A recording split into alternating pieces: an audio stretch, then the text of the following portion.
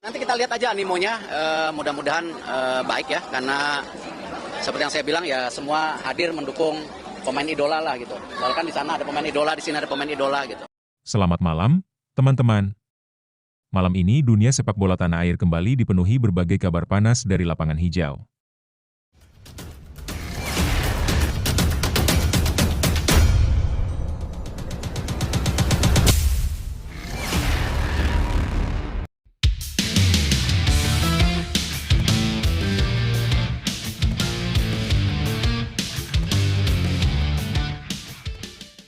Selamat malam, teman-teman. Malam ini dunia sepak bola tanah air kembali dipenuhi berbagai kabar panas dari lapangan hijau. Dari pernyataan tegas Erick Thohir soal nasib pelatih timnas Indonesia Patrick Kluivert, hingga kisah menyentuh Justin Hubner yang menerima ancaman, semua jadi sorotan utama.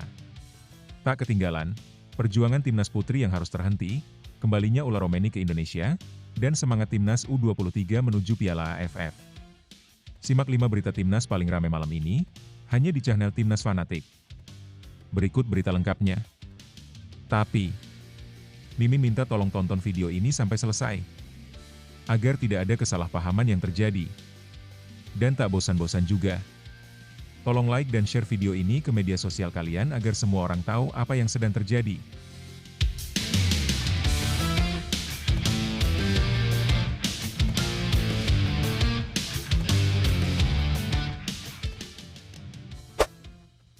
Beda kelas.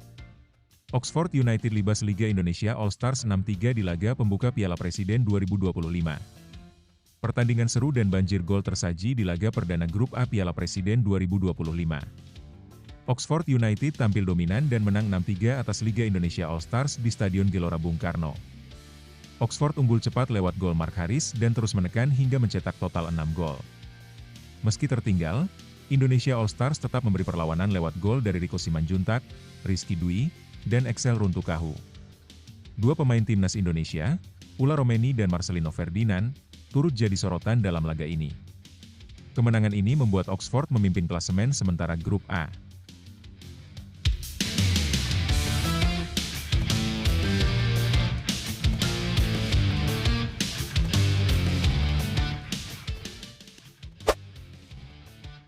Ketua Umum PSSI, Erick Thohir, menanggapi kritik terhadap pelatih timnas Indonesia, Patrick Kluivert, setelah hasil buruk melawan Australia, 1-5, dan Jepang, 0-6. Ia membandingkan situasi Kluivert dengan Shin Tae-yong yang dulu diberi kesempatan 5 tahun. Erick menekankan pentingnya kesabaran dan pembangunan jangka panjang, serta meminta semua pihak tidak saling menyalahkan. Erick juga menyebut Kluivert dan pelatih timnas putri, Satoru Mochizuki, dikontrak 2 tahun dan akan dievaluasi berdasarkan hasil. Ia berharap masyarakat tetap mendukung proses pembangunan sepak bola nasional dan menghindari konflik yang merugikan tim.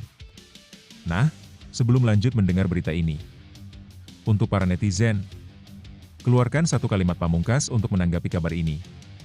Menurut kalian, apakah kalian yakin timnas Indonesia mampu lolos ke Piala Dunia 2026?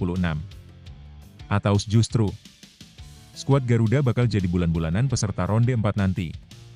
Mengingat permainan timnas Indonesia saat melawan Australia dan Jepang masih acak-acakan dan jadi lumbung gol. Ayo teman, berikan tanggapan kalian di kolom komentar. Bravo Timnas. Bravo Patrick Kluivert. Bravo PSSI. Ayo Garuda. Buktikan bahwa level kita sudah dunia. Buktikan bahwa kita adalah raksasa Asia. Tiket Piala Dunia harga mati. Di sisi lain, jangan lupa juga satu kalimat khusus untuk Patrick Kluivert CS yang sedang berusaha keras memajukan sepak bola Indonesia. Silahkan tulis di kolom komentar. Ayo terbang tinggi Garuda. Mari kita lanjut teman-teman. Timnas Putri Indonesia tersingkir dari kualifikasi Piala Asia Wanita 2026 setelah kalah tipis 1-2 dari Taiwan di Stadion Indomil Arena, Tangerang. Meski tampil agresif sejak awal dan hampir mencetak gol melalui peluang Rosdila Siti, Indonesia tertinggal lebih dulu lewat gol Suyuh Suan di menit ke-20. Garuda Pertiwi bangkit di babak kedua, dan Helsha Maisyarah menyamakan skor menjadi 1-1 usai memanfaatkan kesalahan kiper Taiwan. Namun, gol Liu Yuchiao di menit ke-75 kembali membuat Indonesia tertinggal. Meski terus menekan di sisa waktu, skor tak berubah. Kekalahan ini memastikan langkah timnas putri terhenti di babak kualifikasi, dan peluang tampil di Piala Asia Wanita 2026 pun resmi pupus. Bek timnas Indonesia, Justin Hubner, mengungkapkan bahwa ia menerima ancaman pembunuhan melalui pesan langsung di media sosial. Ancaman tersebut berasal dari seorang pengguna yang kecewa karena menilai Hubner tidak serius menjalani karir, mengingat saat ini ia belum memiliki klub setelah meninggalkan Wolverhampton Wanderers U21. Meski ancaman itu berisi kata-kata kasar dan serius, Hubner menanggapinya dengan tenang dan membalas dengan pesan damai. Ia juga menyayangkan perubahan sikap drastis si pengirim pesan, yang sebelumnya pernah memberikan dukungan saat ia cedera pada Maret 2024. Saat ini, masa depan Hubner di level klub masih belum pasti, dan publik menanti kemana ia akan melanjutkan karir profesionalnya. Ula Romeni kembali ke Indonesia untuk membela klubnya, Oxford United, dalam turnamen Piala Presiden 2025. Kehadirannya membangkitkan nostalgia manis saat ia bermain untuk timnas Indonesia, termasuk kenangan mencetak gol di tanah air. Kali ini, Oxford United tergabung di Grup A bersama Arema FC dan Liga Indonesia All Stars, dengan pertandingan digelar di SUGBK dan Stadion Sijalak Harupat pada 6-13 Juli 2025. Romeni mengaku sempat canggung karena datang bukan sebagai pemain timnas, namun tetap senang bisa kembali. Laga perdana Oxford United akan melawan Liga Indonesia All Stars pada 6 Juli di SUGBK. Turnamen ini menjadi momen unjuk kemampuan sekaligus reuni emosional bagi Romeni. Pelatih Timnas Indonesia U23, Gerald van den Burg, menyikapi dengan bijak prediksi yang menjagokan timnya sebagai juara Piala AFF U23 2025. Meski bermain sebagai tuan rumah dan tergabung di Grup A bersama Malaysia, Filipina, dan Brunei, Van den Burg menekankan pentingnya tetap fokus dan tidak meremehkan lawan. Ia percaya pada kekuatan timnya, namun mengingatkan bahwa setiap pertandingan memiliki tantangan tersendiri.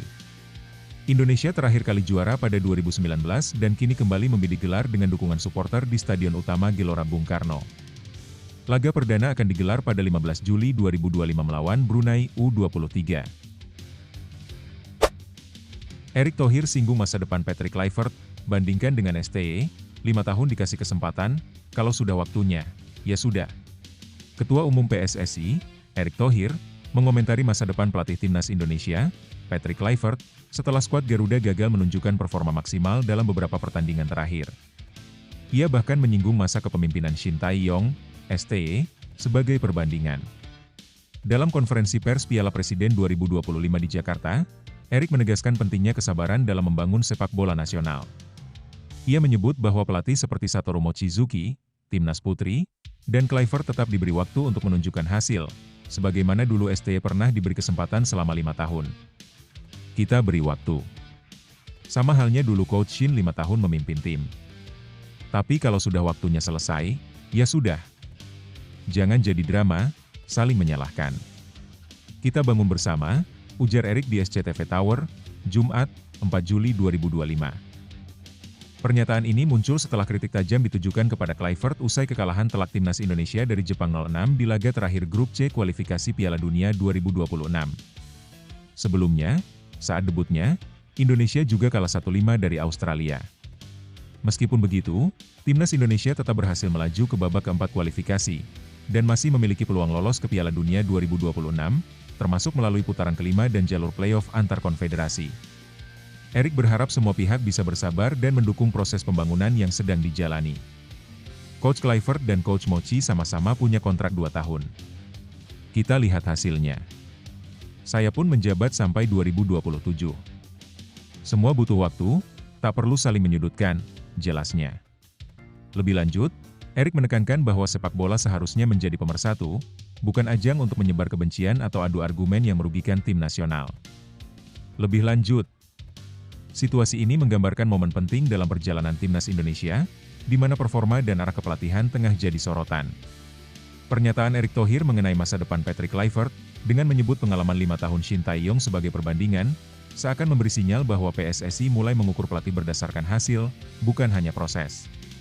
Pernyataan tersebut juga menunjukkan bahwa PSSI ingin membangun sistem yang berorientasi pada target jangka panjang, namun tetap realistis dalam evaluasi. Kluivert diberi kontrak 2 tahun dan masih punya peluang membawa timnas ke Piala Dunia lewat jalur berikutnya. Ini artinya, meskipun hasil sejauh ini belum memuaskan, pintu kepercayaan masih terbuka, asal ada progres yang terlihat. Menariknya, Erik juga menyinggung pentingnya kesabaran dan menghindari drama dalam dunia sepak bola. Ini semacam ajakan agar publik dan media tak buru-buru menghakimi, meski kritik tetap dianggap bagian dari dinamika demokrasi. Namun, menyebut nama STY dalam konteks ini juga bisa memunculkan kesan membandingkan dua pelatih yang datang dari latar belakang dan konteks berbeda.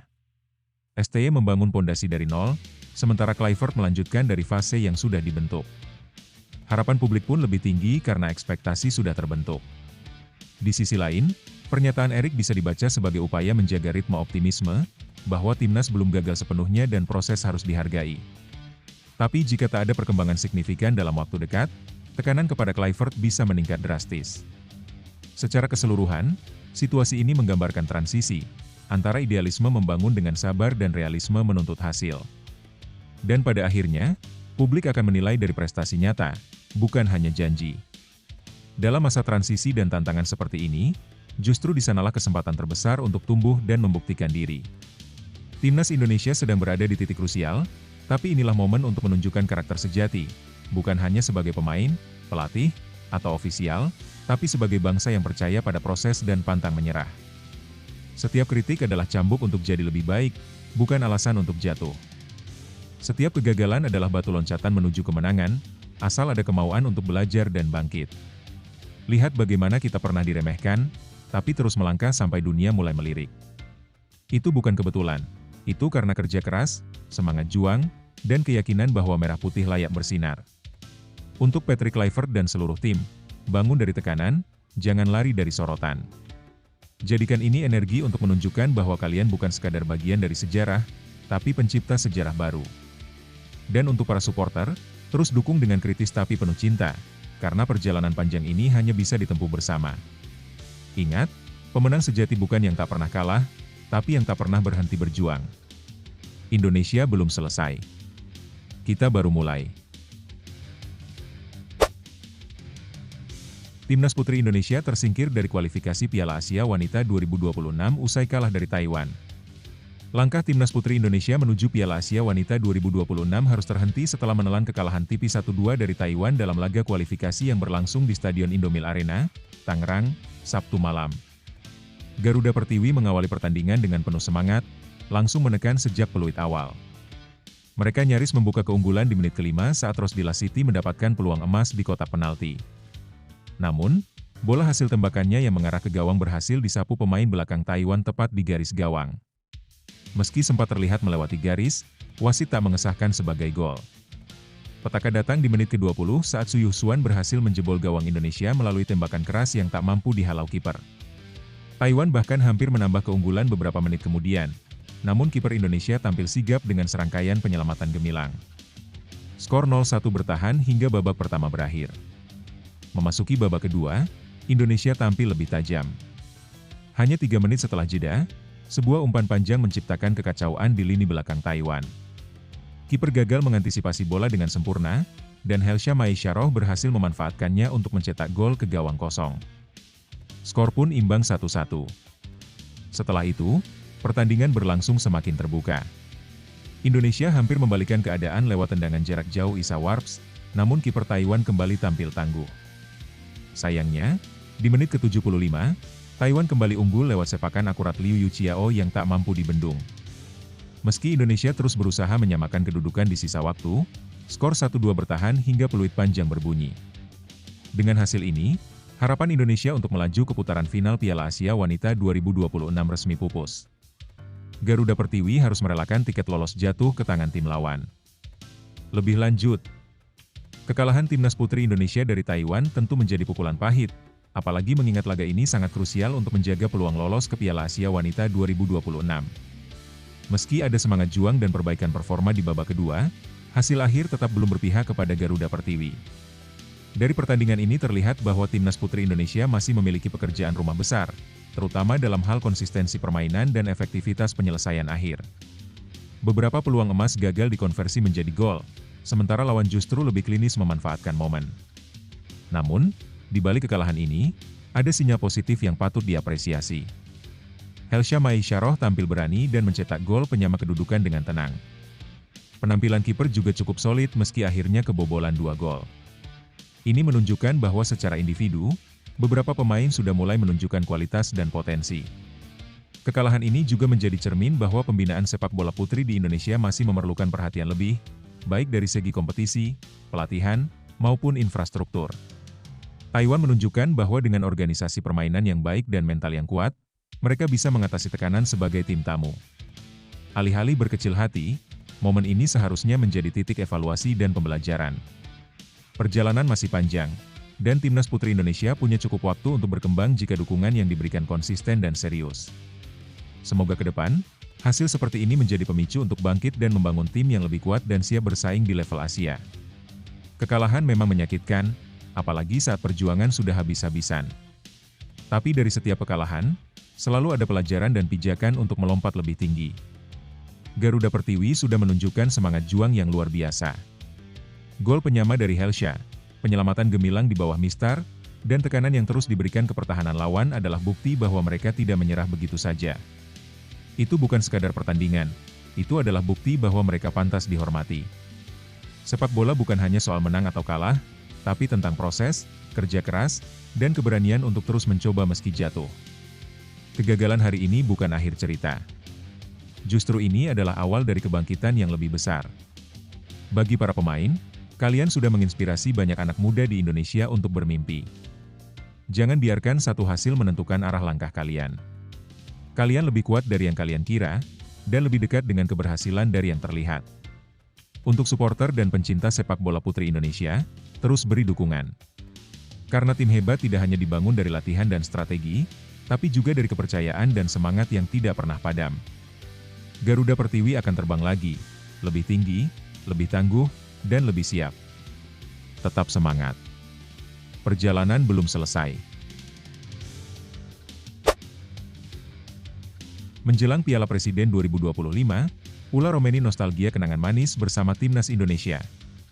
Ula Romeni kembali merumput di Indonesia, kali ini bukan sebagai bagian dari timnas Indonesia, melainkan membela klubnya, Oxford United, dalam ajang Piala Presiden 2025. Momen ini membangkitkan nostalgia tersendiri bagi penyerang tersebut, mengingat pengalamannya yang berkesan bersama skuad Garuda. Oxford United menjadi salah satu peserta turnamen Piala Presiden 2025 yang akan digelar di dua stadion besar, yakni Stadion Utama Gelora Bung Karno, SUGBK, Jakarta dan Stadion Sijalak Harupat, Bandung. Turnamen ini berlangsung mulai 6 hingga 13 Juli 2025. Klub asal Inggris itu tergabung di Grup A bersama Arema FC dan tim Liga Indonesia All Stars. Sementara Grup B akan diisi oleh Persib Bandung, Dewa United, dan Port FC dari Thailand. Romeni mengaku sempat merasa canggung saat tiba di Indonesia, lantaran kali ini datang bukan sebagai pemain timnas. Meski demikian, atmosfer dan kenangan masa lalu tetap membekas dalam benaknya. Yang pertama kali terlintas jelas semua kenangan saya bersama timnas Indonesia. Bahkan kami menginap di hotel yang sama, tapi kali ini yang menyambut bukan staf timnas, melainkan kitman dari Oxford United. Rasanya agak aneh, tapi saya senang bisa kembali ke sini, ujar Romeni kepada media di Jakarta, Sabtu 5 Juli. Penyerang berdarah Belanda ini memang memiliki pengalaman manis saat berseragam timnas Indonesia. Ia tercatat pernah mencetak 2 gol untuk Garuda dalam pertandingan di tanah air, salah satunya saat melawan Cina. Dalam laga perdana Grup A, Oxford United dijadwalkan menghadapi Liga Indonesia All Stars di SUGBK pada Minggu, 6 Juli 2025 pukul 19.30 waktu Indonesia Barat. Piala Presiden tahun ini tidak hanya menjadi ajang unjuk gigi para pemain lokal dan internasional, tetapi juga menjadi reuni emosional bagi sosok seperti Ula Romeni, yang pernah menjadi bagian penting dari kebangkitan timnas Indonesia. Lebih lanjut, situasi yang dialami Ula Romeni ini menarik karena memperlihatkan sisi emosional seorang pemain yang pernah merasakan atmosfer berbeda di negara yang sama. Dulu ia datang ke Indonesia sebagai bagian dari timnas, membawa semangat nasionalisme dan dukungan publik yang luar biasa.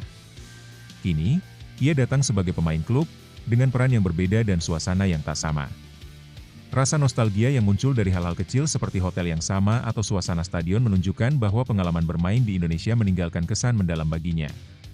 Ini juga menjadi bukti bahwa atmosfer sepak bola Indonesia memang punya daya tarik yang kuat bagi pemain luar, apalagi bagi mereka yang pernah menjadi bagian dari tim nasional.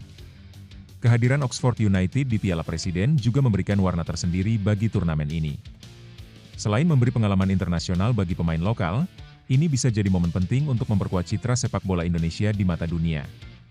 Dan untuk Romeni, Momen ini seperti pulang kampung, bukan sebagai pahlawan, tapi sebagai tamu yang tetap punya ikatan emosional dengan negeri ini. Situasi Ula Romeni bisa menjadi sumber motivasi bagi siapa saja, khususnya bagi para pemain muda dan pecinta sepak bola Indonesia. Terkadang, perjalanan hidup membawa kita kembali ke tempat yang pernah memberi kenangan indah. Seperti Romeni, meski kini ia datang bukan sebagai pemain timnas, semangat dan kenangannya tetap hidup. Ini mengajarkan kita bahwa setiap momen yang kita lewati, jika dijalani dengan sepenuh hati, akan selalu punya arti. Dan kadang, kita dipertemukan kembali dengan masa lalu bukan untuk mengulang, tapi untuk tumbuh dari sana. Jadikan cerita ini sebagai pengingat bahwa perjuangan tidak selalu tentang berada di puncak, tapi juga tentang bagaimana kita menghargai perjalanan. Terus berlatih, tetap rendah hati, dan cintai prosesnya. Siapa tahu, suatu hari nanti kamu kembali ke tempat yang sama, bukan sebagai penonton, tapi sebagai sosok yang menginspirasi. Gerald van den Burg tanggapi bijak prediksi juara untuk Timnas U23 di Piala AFF 2025. Pelatih Timnas Indonesia U23, Gerald van den Burg, menyikapi dengan tenang prediksi yang menjagokan tim asuhannya sebagai juara Piala AFF U23 2025. Meski dianggap sebagai salah satu kandidat terkuat, Van den Burg memilih tetap merendah dan tak ingin terbawa euforia. Turnamen Piala AFF U23 tahun ini akan berlangsung di Indonesia pada 15 hingga 29 Juli 2025. Sebanyak 10 negara ambil bagian dan dibagi dalam 3 grup. Sebagai tuan rumah, Timnas U23 tergabung di grup A bersama Malaysia, Filipina, dan Brunei Darussalam. Kendati status tuan rumah seringkali jadi keuntungan tersendiri, Van den Burg mengingatkan timnya untuk tetap waspada terhadap potensi ancaman dari tim-tim lain di grup. Ia menyebut setiap laga memiliki tantangan berbeda yang tak bisa dianggap remeh. Ada beberapa tim yang memiliki kualitas bagus. Setiap pertandingan memiliki karakteristik berbeda, jadi kami harus tetap fokus dan tampil sebaik mungkin di setiap laga, ujar Van den Burg dalam wawancara dengan ASEAN Football, Jumat, 4 Juli 2025. Meski begitu, sang pelatih tetap menunjukkan rasa percaya diri terhadap kemampuan anak-anak asuhnya. Bermain di kandang sendiri, ia yakin tim Garuda Muda mampu menampilkan performa maksimal sepanjang turnamen. Kami cukup optimistis dengan kekuatan tim ini. Saya percaya para pemain bisa menunjukkan kualitas terbaik selama kompetisi, ucapnya. Indonesia terakhir kali meraih gelar juara di ajang ini pada tahun 2019, setelah menumbangkan Thailand dengan skor 2-1 di partai final. Tahun ini, dengan dukungan penuh supporter di Stadion Utama Gelora Bung Karno, Timnas kembali membidik gelar tersebut. Pertandingan pembuka bagi Indonesia akan digelar pada 15 Juli 2025 melawan Brunei Darussalam U23 di Jakarta. Laga tersebut menjadi langkah awal yang penting dalam perjalanan Garuda Muda meraih trofi. Lebih lanjut, situasi yang dihadapi Timnas Indonesia U23 menjelang Piala AFF U23 2025 sangat menarik. Di satu sisi, mereka punya keuntungan besar sebagai tuan rumah, yang secara psikologis dapat meningkatkan semangat bertanding para pemain.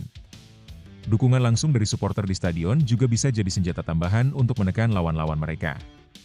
Namun, ekspektasi tinggi dari publik juga bisa menjadi tekanan tersendiri.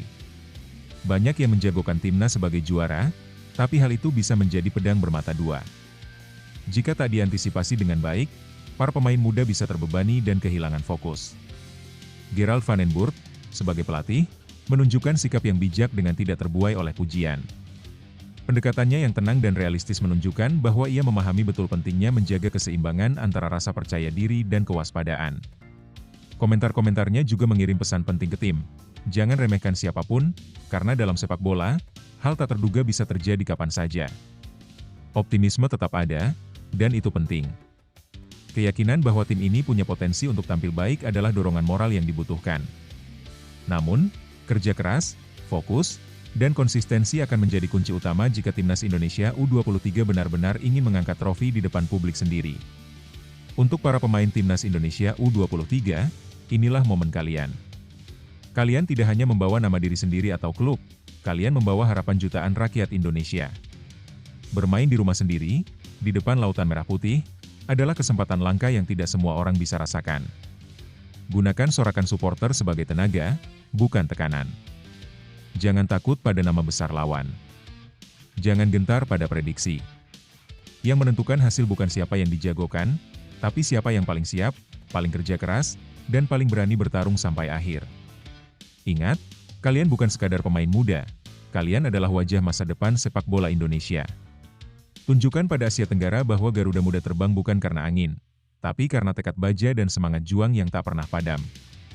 Jadilah tim yang bermain bukan hanya dengan kaki, tapi dengan hati. Buktikan bahwa Indonesia tidak hanya jadi tuan rumah, tapi juga pemilik tahta juara. Bek Timnas Indonesia Justin Hubner dapat ancaman mengerikan lewat media sosial. Justin Hubner, salah satu pemain belakang Timnas Indonesia, baru-baru ini mengungkapkan bahwa dirinya menerima ancaman pembunuhan. Kabar mengejutkan ini ia bagikan melalui unggahan di Instagram miliknya. Ancaman tersebut diterima melalui pesan langsung di media sosial. Diduga, pelaku adalah seorang penggemar yang merasa frustrasi karena menilai Hubner tidak cukup serius dalam mengurus karirnya yang saat ini sedang tanpa klub. Unggahan mengejutkan dari Justin Hubner. Dalam Instagram story-nya, pemain yang pernah membela Wolverhampton Wanderers U21 ini membagikan tangkapan layar berisi pesan ancaman. Pesan itu berisi kata-kata kasar hingga ancaman menghilangkan nyawa. Isi pesannya menunjukkan kekecewaan karena melihat Hubner dianggap terlalu santai sementara rekan-rekannya di timnas tengah fokus membela klub masing-masing. Berikut isi pesan tersebut. Saya bersumpah akan membunuhmu. Lanjutkan saja hidupmu dengan pola pikir bodoh itu. Kamu pemain yang memalukan. Pemain timnas lain sibuk berlatih di klub, sedangkan kamu? Apa yang kamu lakukan? Sungguh memalukan. Tanggapan santai dari sang pemain.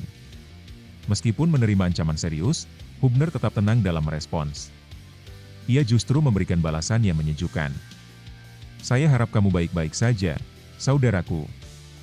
Yang menarik, ternyata orang yang mengirim ancaman tersebut sebelumnya pernah menyemangati Hubner saat ia mengalami cedera. Pada Maret 2024, orang yang sama sempat menulis, "Justin, lekas pulih. Kami membutuhkanmu. Jangan khawatir, 300 juta rakyat Indonesia ada untuk melindungimu." Menanggapi perubahan drastis dari dukungan menjadi ancaman, Hubner pun menyampaikan rasa herannya. "Aneh bagaimana segalanya bisa berubah," tulisnya sambil menambahkan emoji tertawa. Masa depan Hubner masih jadi tanda tanya. Saat ini, Justin Hubner belum memiliki klub setelah meninggalkan Wolves U21. Masa depannya sebagai pemain profesional pun belum jelas. Hingga kini, belum ada informasi pasti soal kemana dia akan melanjutkan karir sepak bolanya.